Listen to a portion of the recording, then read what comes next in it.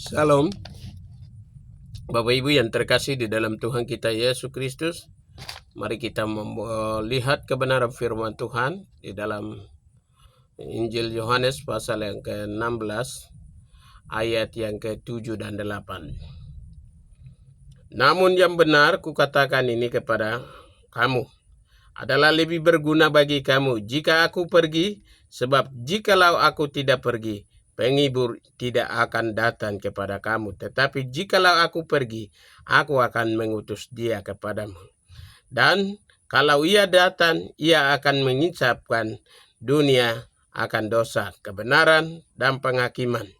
Bapak Ibu yang terkasih di dalam Tuhan kita Yesus Kristus, kebenaran firman Tuhan ini kita akan memberi tema adalah pekerjaan Roh Kudus. Di dalam bacaan firman Tuhan tadi menjelaskan kepada kita bahwa menggambarkan pekerjaan Roh Kudus itu, ia menyelesaikan pekerjaan penyelamatan. Bapa percayakan kepadanya. Jadi di dalam ungkapan Yesus ini kita dapat melihat pekerjaan Roh Kudus di dalam kehidupan dunia ini. Yang pertama, dari pekerjaan Roh Kudus yang pertama adalah pekerjaan Roh Kudus di dalam dunia.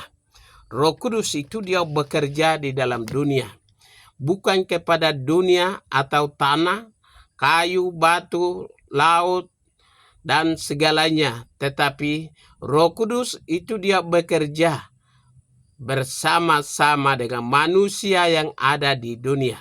Jadi Roh Kudus dia bekerja sama dalam dunia itu artinya orang-orang yang hidup, orang-orang yang masih setia, orang-orang yang mau melayani Tuhan, dia datang untuk bekerja samanya. Ada hubungan khusus antara Roh Kudus dengan orang-orang percaya.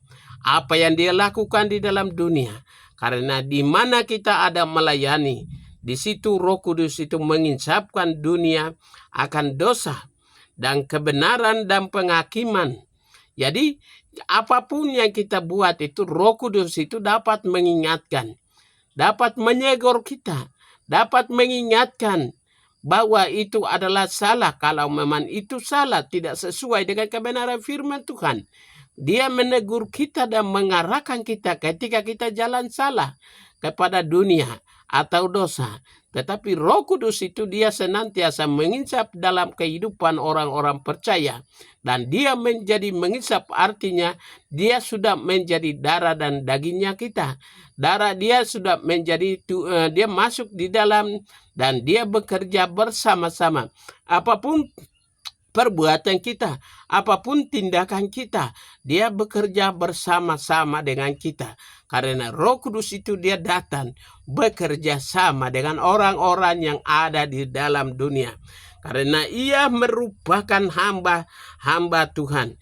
Jadi dia memampukan hamba-hamba Tuhan. Kepada siapa yang siap melayani Tuhan di kota atau di daerah manapun, Roh Kudus itu dia datang menginsap dan dia memampukan kita. Jadi dia datang bukan sekedar kebetulan, tetapi memang untuk mewujud nyatakan kebenaran itu.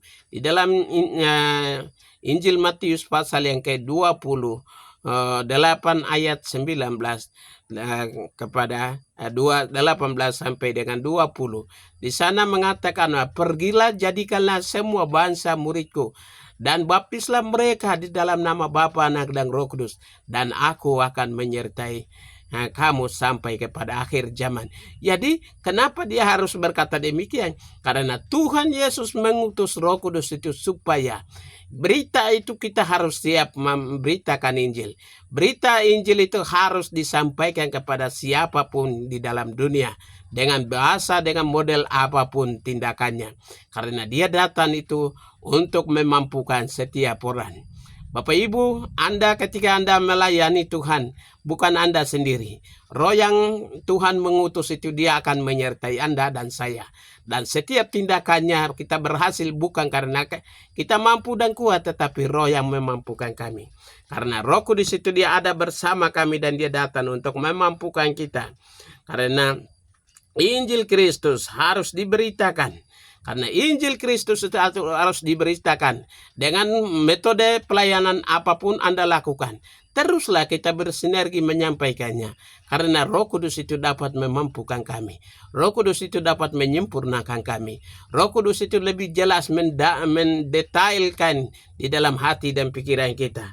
Karena dia mewujudkan Injil menjadi kenyataan di dalam hati manusia. Di dalam 1 Tesalonika pasal 1 ayat yang kelima. Jadi Injil itu dapat menyatakan. Injil itu menjadi kenyataan di dalam kehidupan, dan kenyataannya kita bisa membuktikan. Kenapa kita sadar bahwa itu adalah karya-karya Roh Kudus dan bekerja sama dengan di dunia. Yang kedua, bahwa pekerjaan Roh Kudus dalam kehidupan manusia. Jadi pekerjaan Roh Kudus dalam kehidupan orang percaya ini merupakan firman yang sudah menyediakan bagi kita supaya kita tetap setia, kita tetap melayani, kita tetap eksis di dalam pelayanan. Karena Roh Kudus itu dapat memampukan kepada orang-orang percaya, orang-orang yang setia melayani Tuhan, orang-orang yang setia berdoa, orang-orang yang setia memuji memuliakan Tuhan. Roh Kudus itu senantiasa ada di dalam kehidupan manusia dan senantiasa mengicap di dalam kehidupan kita supaya kita menjadi berkat di dalam kehidupannya. Bapak Ibu yang terkasih di dalam Tuhan kita Yesus Kristus, biarlah kebenaran ini senantiasa dapat diberkati dan dimuliakan bagi nama Tuhan, karena dia dapat membawa kasih Allah di dalam hati kita. Kasih damai sejahtera itu dia menghadirkan dalam kehidupan kita. Kasih Allah itu dapat menghadirkan di dalam hati dan pikiran kita. Untuk itu teruslah bersinergi, karena roh yang ada di dalam diri kita dia akan memampukan kita, dan karena dia ada bersama-sama dengan kita. Yang ketiga adalah pekerjaan Roh Kudus di dalam gereja Tuhan.